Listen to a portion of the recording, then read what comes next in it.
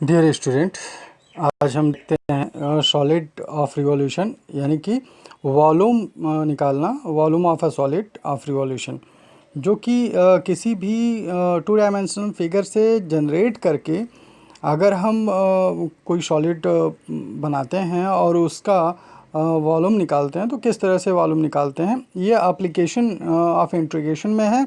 और यह इसका तीसरा टॉपिक है। दो टॉपिक यानी कि लेंथ ऑफ एन आर्क और area of the plane figure, इन दोनों पर वीडियो बनाकर डाला जा चुका है। अब यह है वॉल्यूम निकालने का तरीका विद यूजिंग द इंटीग्रेशन, यानी कि it is known as application of integration. ठीक है, तो चलिए हम देखते हैं। पहली बात तो यहाँ पर सॉलिड ऑफ रिवॉल्यूशन क्या होगा। आप जैसे जानते हो कि अगर हाफ सर्किल को हम रिवॉल्व करते हैं यानी कि with diameter along the diameter, तो वह जो है स्फेयर बनता है। आपको हम दिखाते हैं कि जैसे यहाँ पर हाफ सर्कल जब रिवॉल्व करेंगे तो ये क्या बनेगा, ये एक डायमीटर बन जाए, यानी कि स्फेयर अगर इस तरह से रिवॉल्व करेंगे इस एक्सिस के या डायमीटर के अलॉन्ग, तो हमें एक स्फेरिकल बॉल यानी कि स्फेयर मिलेगा।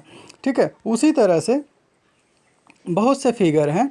अगर हम किसी रेक्टेंगल को उसके एक्सिस यानी कि लेंथ के अकॉर्डिंग या लेंथ के जो है रिस्पेक्ट में हम क्या करते हैं, रिवॉल्व करते हैं, तो ये एक सिलेंड्रिकल आकार का मिलेगा, यानी कि सिलेंडर मिल जाएगा हमें, यानी कि सिलेंडर बना हुआ मिल जाएगा। ठीक है, तो इस तरह से यानी कि रेक्टेंगल से हम सिलेंडर फॉर्म कर लेते हैं। उसी तरह से जो है अगर हम ट्रायंगल ले लें और उसके एक्सिस से या लेंथ से उसे रिवॉल्व कराएं, जैसे ये मान लीजिए ट्रायंगल है और हम लेंथ से रिवॉल्व कराएं इसी लेंथ से, तो ऑटोमेटिक क्या बन जाएगा, ये जो है ये कोन बन जाएगा।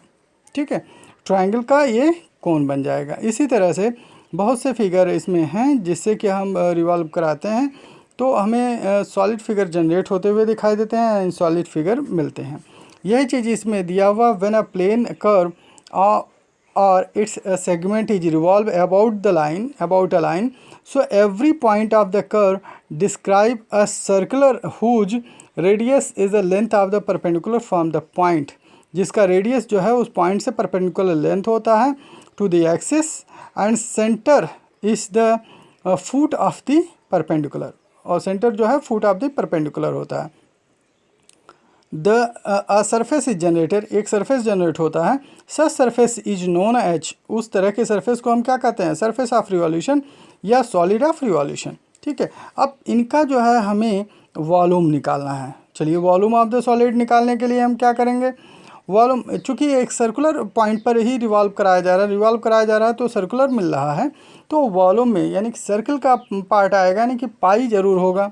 ठीक है, और वॉल्यूम आप जानते हो 3 डायमेंशन है, यानी कि length into breath into height, यानी कि length into breath into height. ठीक है, length into breath into height. ठीक है, तो यहाँ पर तीनों का मल्टीप्लाई, यानी कि ये Y square length into breadth के रूप में हो गया और डी एक्स जो है हाइट के रूप में हो गया। ठीक है, यानी कि यह पाई वाई स्क्वायर डी एक्स का इंटीग्रेशन हम कर देते हैं, मान लीजिए ए टू बी इंटीग्रेट कर देते हैं ये, तो हमारे पास वॉल्यूम का फार्मूला मिल जाएगा। यानी कि वॉल्यूम ऑफ सॉलिड रिवॉल्यूशन का जो फार्मूला होगा वह A to B pi Y square D X होगा। ठीक है, वाई स्क्वायर डी एक्स, ये देखिए बहुत इंपॉर्टेंट। अब जो है अगर यक्स के जगह वाई कर दिया जाए, यानी कि यह अलॉन्ग यानी कि डी वाई अगर with respect to D Y हो जाए, तो यहाँ पर यही फार्मूला पाई 0 टू यानी C to D X square D Y होगा। ठीक है, बदल जाएगा फंक्शन। तो इसी तरह से ये फार्मूला है। उसी तरह से अगर सी लेंथ पर हो या ए लेंथ पर हो तो फार्मूला क्या होगा, इसमें दिया हुआ नोट्स में। अब आगे हम बढ़ते हैं और देखते हैं क्वेश्चन किस तरह से सॉल्व करना है। इसके भी क्वेश्चन इजी हैं और आसानी से सॉल्व हो सकते हैं। देखिए, find the volume of solid of revolution about the X axis of a parabola, Y square equal to 4x bounded by a line x equal to 1। तो हमें पैराबोला का जो है रिवॉल्यूशन यानी कि सॉलिड ऑफ रिवॉल्यूशन निकालना है या वॉल्यूम निकालना है, जिसमें Y square equal to 4x दिया हुआ है और bounded by line x equal to 1, x equal to 1 पर बाउंडेड है। अगर इस तरह का पैराबोला का हम निकालते हैं तो आप जानते हो पैराबोला किस तरह से बनेगा ये। तो यहाँ पर जो है ये थोड़ा सा और इजी वे में हम करेंगे इस पैराबोला को। ऐसे रहेगा ओरिजिन से, और x equal to A, X equal to 1, X equal to 1 ये लाइन रहेगा। अब हमें यही एरिया निकालनी है पूरी, ठीक है, ये एरिया निकालनी है, ठीक। अब यानी कि वॉल्यूम, सॉरी एरिया नहीं, यही वॉल्यूम निकालना है जिससे ये जनरेट हो रहा है, ये जनरेट हो रहा है, ये वॉल्यूम हमें निकालना है। तो चलिए हम निकालते हैं वॉल्यूम को, और सिंपली फार्मूला लगाना है 0 to 1, क्योंकि x एक्सिस पर 1 पर ये कट कर रहा है, तो 0 to 1 pi Y square D X, pi हम बाहर ले लेंगे because of constant. 0 to 1 Y square की वैल्यू क्या है इसमें 4x dx, तो देखिए 4 बाहर हो जाएगा, 4 पाई और x का इंटीग्रेशन एक्स स्क्वायर बाई 2। आप जैसा कि यहाँ देख रहे हैं x का इंटीग्रेशन दिया हुआ है एक्स स्क्वायर बाई 2, 0 to 1 है, और 4 पाई 1 बाई 2 और माइनस 0 हो जाएगा जब लोअर लिमिट 0 लेंगे, और 1 बाई 2 इंटू 4 पाई यानी 2 पाई यूनिट क्यूब ये आएगा। यूनिट क्यूब मतलब क्यूबिक यूनिट में वॉल्यूम होना चाहिए। तो देखिए कितना आसान है और आराम से ये सॉल्व भी हो गया। नेक्स्ट क्वेश्चन हम देखते हैं, find the volume of the sphere of radius A. तो हमने आपको बताया था अगर हाफ सर्किल को आप क्या करें यानी कि रिवॉल्व करें अबाउट द डायमीटर, तो आपको एक स्फेयर मिल जाएगा, ठीक है। यानी कि यहाँ पर जो हमें देखिए यहाँ पर कुछ नहीं दिया है, केवल दिया हुआ find the volume of sphere with radius A, केवल रेडियस ए दिया हुआ है और कुछ नहीं दिया हुआ। तो यानी कि आपको ये ध्यान रखना पड़ेगा कि इक्वेशन ऑफ सर्किल है क्या, और ये जो स्फेयर है वो सर्कुलर होता है, सर्कल से जनरेट होता है। तो इस यानी कि इक्वेशन ऑफ द सर्किल आपको आना चाहिए। यानी कि आप देखिए X square plus Y square equal to A square, यह इक्वेशन ऑफ सर्किल है। कब के लिए? जब सेंटर इसका ऑरिजिन हो और रेडियस ए हो। आपको ध्यान रखना होगा, सेंटर इसका क्या हो, ऑरिजिन हो और रेडियस ए हो। तो लेट पी क्यू बी या एलिमेंट्री स्ट्रिप, पी क्यू क्या होगा, एलिमेंट्री स्ट्रिप ले लेते हैं जैसा कि आपने फिगर में देखा। यहाँ पर थोड़ा सा और इनलार्ज कर देते हैं। पी क्यू जो है एलिमेंट्री स्ट्रिप है जो कि डी एक्स होगा, ठीक है। और यह एक्सटेंड कहाँ से कहाँ तक किया, minus A to A, minus A to A. अब देखिए minus A to A pi Y square D X, ये जो है वॉल्यूम में हम ले लेते हैं, volume minus A to A pi Y square D X. अब आप जानते हो माइनस ए टू ए है और वाई स्क्वायर, तो वाई स्क्वायर की वैल्यू यहाँ से आराम से निकल जाएगी। वाई स्क्वायर इक्वल टू क्या हो जाएगा, A square minus X square, X square को ट्रांसफ़र कर दीजिए राइट साइड में। तो यहाँ पर वाई स्क्वायर की जगह पर A square minus X square यहाँ रख लिया, ठीक है। और इसको minus A to A square minus X square D X ये हो गया।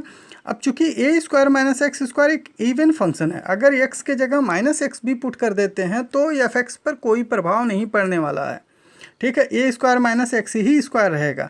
तो इस तरह के फंक्शन को इवन फंक्शन कहते हैं क्योंकि यह स्क्वायरिंग में है। तो एक्स की जगह माइनस एक्स पुट कर देते हैं यहाँ पर, तो इसके जो है फंक्शन में कोई परिवर्तन नहीं होने वाला, ए स्क्वायर माइनस एक्स स्क्वायर रहेगा। यानी कि इस तरह के फंक्शन को इवन फंक्शन कहते हैं। और इवन फंक्शन में अगर माइनस ए टू ए है तो आप पढ़े हो अच्छी तरह से प्रॉपर्टी नंबर 5, जो कि पाई इंटू ट्वाइस टाइम्स हो जाएगा। ये twice times 0 to A square minus X square, देखिए ये ट्वाइस टाइम्स हो गया। यानी कि कौन सी प्रॉपर्टी इसमें यूज हो गई, प्रॉपर्टी नंबर 5, ठीक है। अब देखिए यहाँ पर A square minus X square का हम इंटीग्रेशन कर लेते हैं, तो 2 पाई ए स्क्वायर एक्स हो जाएगा, ये माइनस एक्स क्यूब बाई 3 और 0 टू ए। अब आप ध्यान दीजिए कि अपर लिमिट और लोअर लिमिट हम यूज करते हैं। अपर लिमिट यूज करेंगे और लोअर लिमिट यूज करेंगे, ज़रा यूज करके देखें क्या आता है। अपर लिमिट जब इसमें यूज करेंगे तो ए क्यूब हो जाएगा, A cube minus A cube by 3। आप ज़रा ध्यान दें, ए क्यूब बाई 3 होगा। और उसके बाद लोअर लिमिट अगर पुट करते हैं तो -0 + 0 इस तरह से आ जाएगा। ठीक है, तो ये तो ख़त्म हो गया। और A cube minus A cube by 3 यानी 2a क्यूब बाई 3 हो जाएगा। 2a क्यूब बाई 3, 2 जा क्या हो जाएगा 4 पाई a क्यूब बाई 3। ठीक है, 4/3 पाई a cube, very important, 4/3 pi a cube ये हो जाएगा। अब यहाँ पर यह है क्यूबिक यूनिट। ठीक है, आप जरा ध्यान दीजिए कि यहाँ पर find the volume of sphere of radius A है, तो ए रेडियस का जो है वॉल्यूम ऑफ स्फेयर आप लेते हैं तो यानी कि 4 पाई a क्यूब बाई 3 होता है। और यही वॉल्यूम आपको क्लास 9, 10th या 11, 12 से पढ़ाते जा रहे हैं।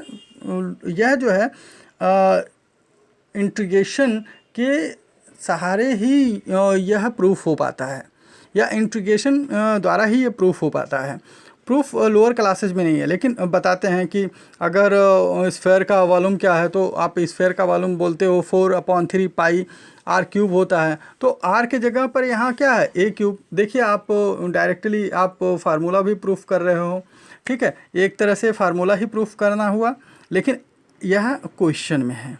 ठीक है, चलिए अगले क्वेश्चन को देखते हैं। अगला क्वेश्चन इसी से रिलेटेड क्वेश्चन है, यानी कि a segment is cut off from a sphere of radius a by a plane half of a। आप देखिए आधे पर कट किया from the centre, show that the volume of segment is 5/32 of the volume of sphere.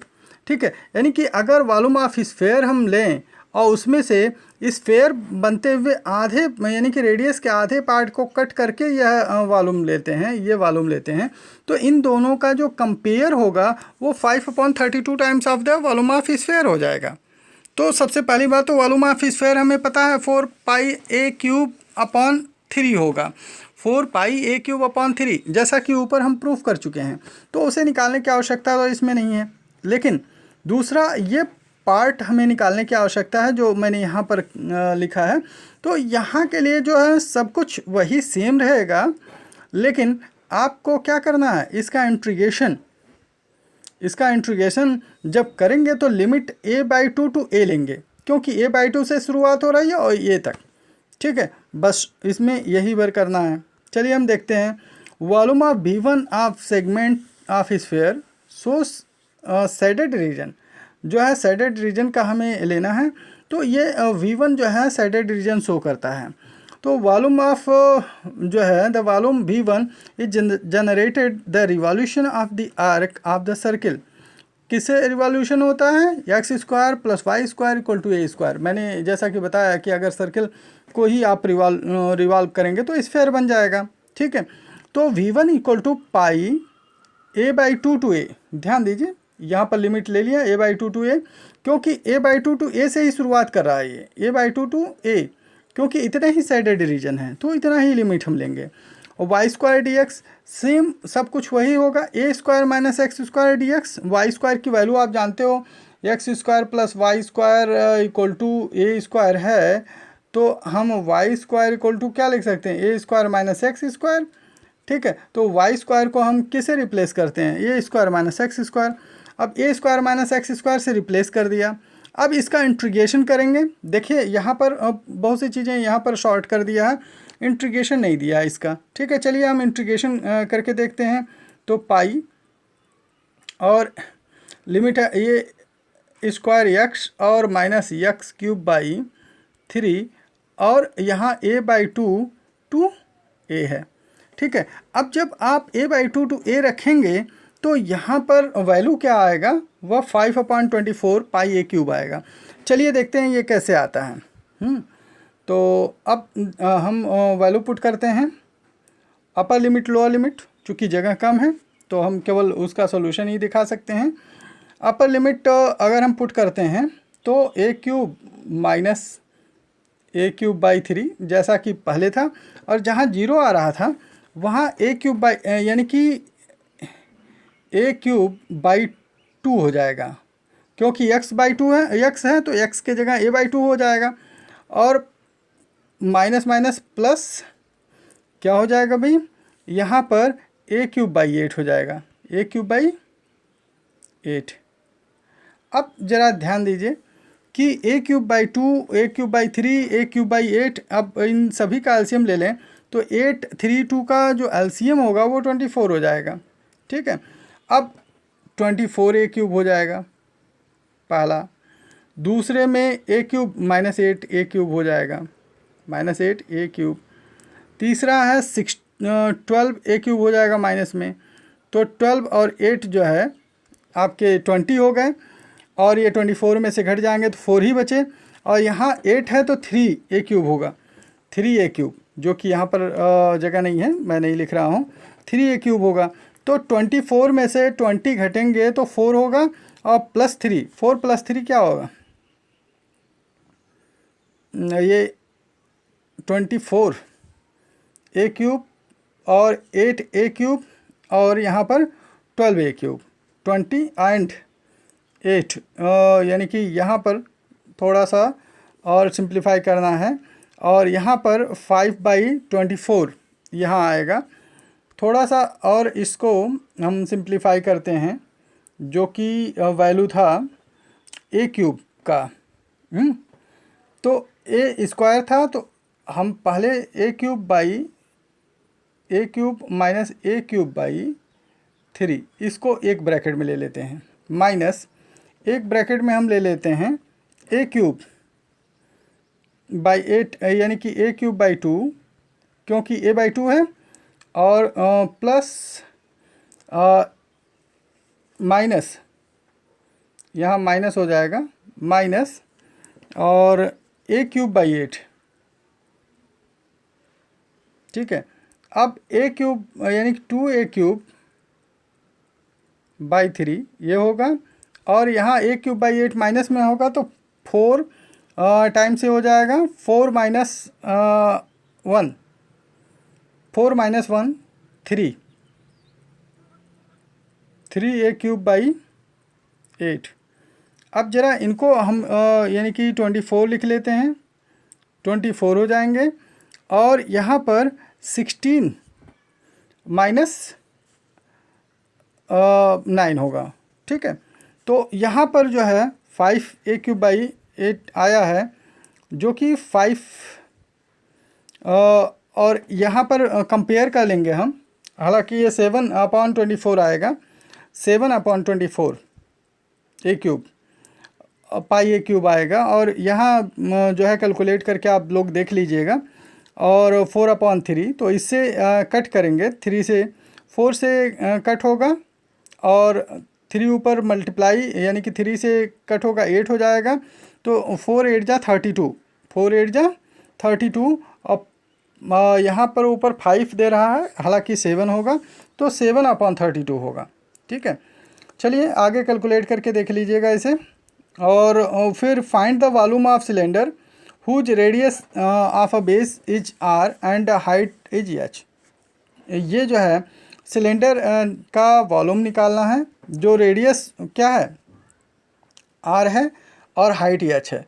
तो AOLB जो है हमने बताया था सिलेंडर रेक्टेंगल को रिवॉल्व करके मिलता है, तो AOLB जो है ये रेक्टेंगल है, उसको रिवॉल्व करते हैं तो सिलेंडर मिलता है, जिसकी हाइट h है। ठीक है, जिसकी हाइट h है, तो πr² 0 to यानी कि πy² dx ले लेंगे इसे वॉल्यूम में, और π0 to h r² dx हो जाएगा।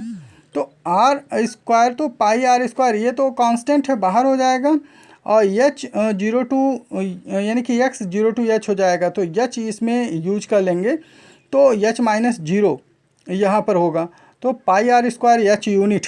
देखिए सिलेंडर का वॉल्यूम क्या होता है, πr² h क्यूबिक यूनिट यहाँ पर हो जाएगा, और यह बहुत ही अच्छा क्वेश्चन है आपको, यानी कि यह सिलेंडर का वॉल्यूम जनरेट करना बता दिया। इसके बाद जो है हम देखते हैं वॉल्यूम ऑफ कोन, ये भी उसी तरह से सिमिलर होगा, तो वॉल्यूम ऑफ कोन में क्या होगा, राइट एंगल ट्राइंगल ले लेंगे। राइट एंगल ट्राइंगल को हम रिवॉल्व करते हैं। देखिए यहाँ ओ ए सी राइट एंगल ट्राइंगल है और ओ ए दिया हुआ है, ओ सी ए सी दिया हुआ आर और ओ ए सी दिया हुआ है यहाँ पर आर और ओ सी दिया हुआ है एच।